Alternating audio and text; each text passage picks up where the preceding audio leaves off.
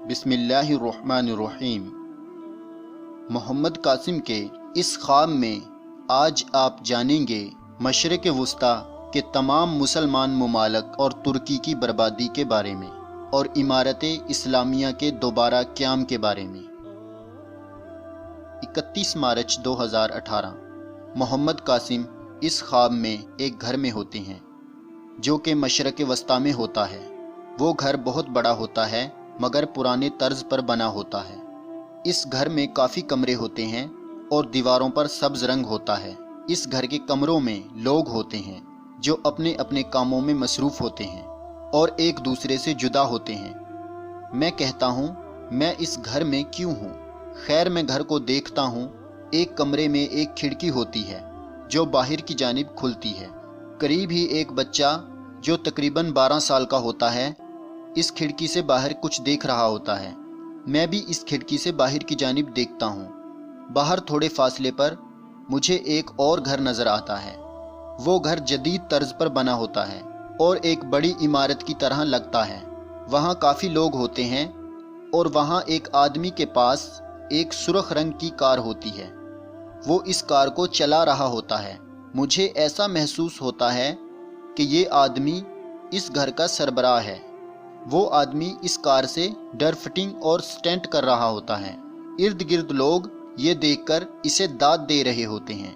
वो आदमी वाकई काफ़ी अच्छे स्टंट कर रहा होता है। फिर मैं वहाँ से एक दूसरे कमरे में जाने लगता हूँ तो वो बच्चा जो करीब खड़ा होता है दौड़ता हुआ मेरे पास आता है और मुझे सलाम करता है और अपना नाम बताता है। मैं इसको जवाब देता हूँ। वो मुझे कहता है, आपने इस आदमी की डर फिटिंग देखी? कितनी अच्छी डर फिटिंग कर रहा है। मैं कहता हूँ, हाँ मैंने देखी है। ये बड़े लोगों का काम है। इसके पास कार है और जगह है, इसलिए स्टंट कर रहा है। फिर वो बच्चा मुझसे कहता है, प्लीज़ आप मेरे साथ क्रिकेट खेलें, मेरे पास बैट बॉल है। मैं कहता हूँ, हाँ ज़रूर, क्यों नहीं। साथ ही इसकी अम्मी इसे दूसरे कमरे से आवाज़ देती है और कहती है कि पहले स्कूल का काम कर लो फिर खेलना। तो वो बच्चा मुझसे कहता है, आप यहाँ रुकें, मैं स्कूल का काम करके जल्दी से आता हूँ और बैट बॉल भी लेता आऊँगा। मैं कहता हूँ, ठीक है, मैं यहीं हूँ। फिर मुझे पता नहीं क्या ख्याल आता है। मैं दोबारा खिड़की की जानिब बढ़ता हूँ और इस कार वाले आदमी को देखने लगता हूँ। कुछ ही देर बाद एक और आदमी भी खिड़की के पास आ जाता है और कार वाले के स्टंट देखने लगता है। मैं सामने वाले घर को देखता हूँ। वो काफ़ी मजबूत होता है और बहुत अच्छा होता है। वो कार वाला आदमी आवाज़ें भी निकालता है कि देखो मैं कैसे स्टंट कर रहा हूँ। फिर अचानक इस सामने वाले घर की बुनियादों में से एक अजीब सी आवाज़ आती है और वो ज़मीन धंसना शुरू हो जाती है। साथ ही घर की चार दीवारी नीचे गिरना शुरू हो जाती है। ये देखकर मैं इस आदमी को जो मेरे पास खड़ा होता है कहता हूँ, वो देखो, इस जगह से ज़मीन धंस गई है और दीवारें भी गिर रही हैं। वो कहता है, हाँ ये सब कैसे हुआ? ये तो बहुत मजबूत घर था। मैं कहता हूँ, हाँ मगर कहीं इस घर की चार दीवारी हमारे घर पे ना गिर जाए और इसे नुकसान ना हो जाए। वो कहता है, नहीं ऐसा कैसे हो सकता है, वो घर तो काफ़ी दूर है और अगर इस घर की दीवारें गिर भी जाएं तो यहाँ तक इनका मलबा नहीं पहुँच सकता। फिर मैं देखता हूँ इस घर के आगे से ज़मीन धंस जाती है और एक तरफ की काफ़ी ज़्यादा दीवार गिर जाती है। ज़मीन बड़ी तेज़ी से धंसना शुरू हो जाती है मगर इसके इर्द गिर्द के लोग कोई परवाह नहीं करते और कार वाले आदमी के स्टंट देखने में मसरूफ़ होते हैं और ना ही वो आदमी जो कार चला रहा है इस बात की परवाह करता है। मैं कहता हूँ, इस घर की ज़मीन धंस रही है और इन लोगों को पता ही नहीं चल रहा या इन लोगों को इसकी कोई परवाह नहीं और इस आदमी को दाद देने में मसरूफ़ हैं। फिर पता नहीं इस आदमी को क्या ख्याल आता है। वो अपनी कार पार्किंग की जानिब मोड़ देता है। ज़मीन तेज़ी से धंसती चली जा रही होती है और जो लोग दाद दे रहे होते हैं इनमें से भी कुछ ज़मीन में धंस जाते हैं। बाकी लोग इनको धंसता देखकर चीखने लगते हैं। ज़मीन धंसने से और दीवारों के गिरने से मिट्टी और धूल उड़ने लगती है। जैसे ही वो आदमी پارکنگ کے قریب پہنچتا ہے اور کار پارک کرنے لگتا ہے، وہاں سے زمین دھنس جاتی ہے اور وہ آدمی کار کے سمیت زمین میں بہت گہرائی تک دھنس جاتا ہے۔ یہ دیکھ کر مجھے بہت دکھ ہوتا ہے۔ میں ساتھ والے آدمی سے پوچھتا ہوں، کیا یہ آدمی بچ گیا ہوگا؟ وہ کہتا ہے نہیں، وہ مر گیا ہوگا۔ میں کہتا ہوں ہاں، اتنی مٹی میں دب کر وہ سانس نہیں لے پا رہا ہوگا اور دم گھٹنے سے مر گیا ہوگا۔ یہ خوفناک منظر دیکھ کر میں کہتا ہوں مجھے باہر جا کر دیکھنا ہوگا اور ان لوگوں کو بتانا ہوگا کہ وہاں سے نکلیں، کیونکہ وہ گھر گر رہا ہے۔ میرے باہر جانے تک زمین مزید تیزی سے دھنسنا شروع ہو جاتی ہے اور اس گھر میں کافی تباہی مچ چکی ہوتی ہے۔ پھر زمین دھنستی ہوئی اس گھر کے قریب پہنچ جاتی ہے جہاں میں ہوتا ہوں۔ اس گھر کی ایک دیوار کے نیچے سے بھی زمین دھنس جاتی ہے اور دیوار گر جاتی ہے۔ پھر اس گھر کا ایک کمرہ بھی گر جاتا ہے اور مٹی اور دھول اڑنا شروع ہو جاتی ہے۔ میں بہت پریشان ہوتا ہوں کہ یہ مصیبت تو یہاں تک بھی آ گئی، اب پتہ نہیں کیا ہوگا۔ اچانک زمین اس گھر کے مرکزی دیوار کے پاس آ کر رک جاتی ہے، یعنی زمین مرکزی دیوار تک ہی دھنستی ہے، مزید آگے نہیں دھنستی، جس کی وجہ سے اس گھر کے لوگ وہاں سے نکل سکتے ہیں۔ میں کہتا ہوں اللہ کا شکر ہے کہ زمین یہاں آ کر رک گئی۔ میں دھنسی ہوئی زمین کو دیکھتا ہوں، ایک جیسی چوڑائی میں سیدھی آ رہی ہوتی ہے۔ مجھے مٹی کے اندر لوہے کے بلیڈ کی طرح کے ٹکڑے نظر آتے ہیں اور ایک جیسے نشان ہوتے ہیں اور مٹی لائنوں میں کٹی ہوتی ہے، جیسے کوئی پوری منصوبہ بندی سے چھپ کر ان گھروں کو گرا رہا ہے۔ میں کہتا ہوں مجھے جلدی کرنا ہوگی۔ میں جلدی سے اندر کی طرف بھاگتا ہوں اور شور مچاتا ہوں کہ جلدی سے اس گھر سے باہر نکلو، کیونکہ اس گھر کی زمین دھنسنے والی ہے۔ کچھ لوگ میری بات سنتے ہی فوراً اپنا سامان اٹھا کر باہر نکلنا شروع ہو جاتے ہیں۔ پھر مجھے خیال آتا ہے کہ میرا بھی کچھ سامان ہے۔ میں جلدی سے اپنا سامان اٹھانے کے لیے ایک کمرے میں جاتا ہوں۔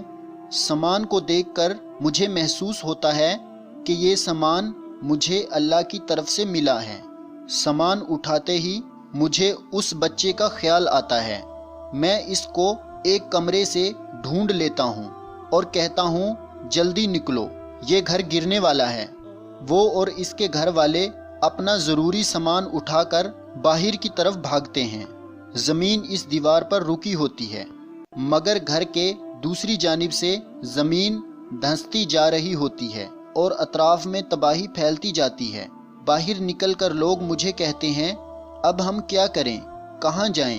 میں کہتا ہوں پریشان مت ہو اور مشرق کی جانب اشارہ کر کے کہتا ہوں اس طرف کو جائیں۔ یہاں آگے ایک چھوٹا سا دریا آئے گا، اس کو پار کر کے آپ کو ایک اور گھر نظر آئے گا، آپ اس گھر میں چلے جائیں۔ وہ لوگ اس طرف چل پڑتے ہیں۔ میں نے بھی اپنا سامان اٹھایا ہوتا ہے۔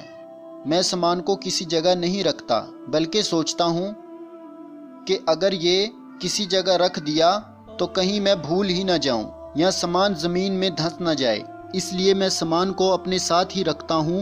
میں دوبارہ گھر کے اندر جا کر کچھ اور لوگوں کو باہر لاتا ہوں۔ اتنی دیر میں وہ پہلے لوگ واپس آتے ہیں اور کہتے ہیں کہ ہم دریا کو کیسے پار کریں۔ میں ان کو اپنے ساتھ لے کر جاتا ہوں۔ وہ دریا ایک جگہ سے کم گہرا ہوتا ہے۔ میں انہیں کہتا ہوں کہ وہاں سے دریا پار کریں۔ ہم دریا پار کر کے آگے جاتے ہیں تو وہاں ایک چھوٹا پرانا اور کمزور سا گھر ہوتا ہے۔ اس کو دیکھ کر میں کہتا ہوں یہ تو وہی گھر ہے جہاں میں پیدا ہوا تھا۔ میں لوگوں سے کہتا ہوں اس گھر میں پناہ لیں، اللہ نے چاہا تو سب ٹھیک ہو جائے گا۔ وہ لوگ اس گھر میں چلے جاتے ہیں۔ میں کہتا ہوں ہمیں اس گھر کو مضبوط کرنا ہوگا اور زمین کے اندر سے بھی اس کی حفاظت کرنا ہوگی تاکہ وہ مصیبت یہاں نہ آ جائے اور اس گھر کو کوئی نقصان نہ پہنچائے۔ اللہ ہماری ضرور مدد کرے گا۔ پھر میں واپس جاتا ہوں۔ وہاں کچھ اور گھر بھی ہوتے ہیں۔ میں وہاں سے اور ان دو بڑے گھروں سے لوگوں کو نکال کر اس گھر کی طرف جانے کا کہتا ہوں۔ وہ لوگ ایک دوسرے کی دیکھا دیکھ اس پرانے اور چھوٹے گھر میں جانا شروع ہو جاتے ہیں۔ یہاں خواب کے سین بہت تیزی سے آگے بڑھتے ہیں۔ مجھے کچھ یاد نہیں رہتا کہ اس دوران کیا ہوا۔ پھر جب سین دوبارہ نارمل ہوتے ہیں تو میں گھر کی دیوار کے سامنے ہوتا ہوں۔ مجھے ایسا محسوس ہوتا ہے کہ وہ مصیبت ٹل چکی ہے اور جو لوگ بچ گئے تھے وہ اس گھر میں آ چکے ہیں۔ میں اس گھر کے اندر جاتا ہوں تو وہ گھر بلکہ بدل چکا ہوتا ہے۔ میں بہت حیران ہوتا ہوں اور کہتا ہوں یہ تو وہی گھر ہے جو حضرت محمد صلی اللہ علیہ وسلم نے بنایا تھا، اور میں اپنے خوابوں میں اسی گھر کی تلاش میں تھا۔ اللہ نے اپنی رحمت سے یہ گھر ہمیں واپس دے دیا ہے۔ میں بہت خوش ہوتا ہوں، اور وہ گھر ان دو بڑے گھروں سے بھی بڑا ہوتا ہے۔ میں اس گھر میں گھوم پھر کر دیکھتا ہوں، ہر جگہ امن اور سکون ہوتا ہے۔ میں اس گھر کے ایک بڑے سے کمرے میں جاتا ہوں تو وہاں بہت سے لوگ گھل مل کر بیٹھے ہوتے ہیں اور آپس میں باتیں کر رہے ہوتے ہیں، یعنی مختلف رسم و رواج اور زبانیں بولنے والے تمام دنیا کے مسلمان اس گھر میں اکٹھے ہوتے ہیں۔ میں ان کو دیکھ کر حیران ہوتا ہوں اور کہتا ہوں جب تک آفت نہیں آئی تھی تو یہ لوگ ایک دوسرے کی شکل بھی نہیں دیکھنا چاہتے تھے۔ اب یہ سب ایک جگہ اکٹھے ہیں اور ایک دوسرے سے ایسے باتیں کر رہے ہیں جیسے سگے بھائی ہوں۔ وہ ایک دوسرے کی دل جوئی کر رہے ہوتے ہیں اور ایک دوسرے سے انتہائی ادب اور احترام سے بات کر رہے ہوتے ہیں۔ پھر اچانک ایک نوجوان کمرے میں آتا ہے، وہ مجھے جانا پہچانا لگتا ہے۔ میں کہتا ہوں ایسا لگتا ہے کہ میں نے اس کو پہلے کہیں دیکھا ہے۔ پھر میں کہتا ہوں ہاں، اس کی شکل اس بچے سے کتنی ملتی ہے جو مجھے مشرق وسطی والے گھر میں ملا تھا۔ اتنی دیر میں وہ نوجوان بھی مجھے دیکھ لیتا ہے اور مجھ سے باتیں کرنے لگتا ہے۔ میں اس کو کہتا ہوں میں ایک بچے سے ملا تھا، تمہاری شکل اس بچے سے بہت ملتی ہے۔ تمہیں دیکھ کر مجھے وہ بچہ یاد آ گیا۔ وہ کہتا ہے میں وہی بچہ ہوں۔ میں حیران ہوتا ہوں، پھر میں اس کا نام لے کر کہتا ہوں کیا تم وہی ہو؟ وہ کہتا ہے ہاں میں وہی ہوں۔ میں کہتا ہوں تم تو کافی بڑے ہو گئے ہو۔ وہ کہتا ہے ہاں میں اب بڑا ہو گیا ہوں۔ آپ سے مل کر مجھے بہت خوشی ہوئی۔ میں تھوڑی دیر اس سے باتیں کرتا ہوں، یہ سب دیکھ کر میں گم سم ہو جاتا ہوں۔ پھر میں اس کمرے میں ایک جگہ بیٹھ جاتا ہوں۔ میں نے اپنا سامان ابھی تک سنبھال کر رکھا ہوتا ہے اور مضبوطی سے اٹھایا ہوتا ہے۔ میں کہتا ہوں اس افراتفری میں کتنے سال گزر گئے اور مجھے پتہ بھی نہیں چلا۔ یہ نوجوان اس وقت بچہ تھا۔ اتنے سالوں کے بعد مجھے فرصت ملی اور امن و سکون والا وقت دیکھنے کو ملا۔ اف میرے اللہ! پھر میں اس گھر کی چار دیواری کو دیکھتا ہوں تو مجھے ایسا محسوس ہوتا ہے جیسے یہ گھر بہت مضبوط اور ناقابل شکست ہے، اور گھر کی چار دیواری اور چھت سے اللہ کی رحمت اور برکتیں نازل ہو رہی ہوتی ہیں۔ پھر میں کہتا ہوں اب زیادہ وقت نہیں رہا، بہت جلد ہم سب کی ملاقات اللہ رب العالمین سے ہونے والی ہے، اور خواب ختم ہو جاتا ہے۔